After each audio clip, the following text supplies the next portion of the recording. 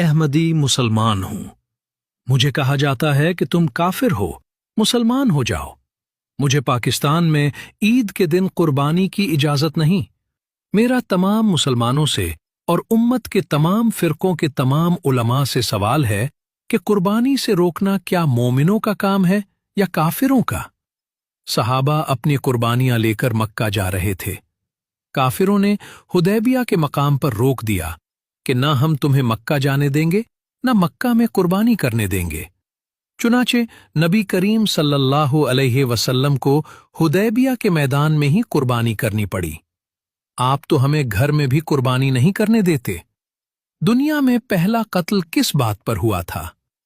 آدم علیہ السلام کے بیٹے قابیل نے کیوں حابیل کا قتل کیا؟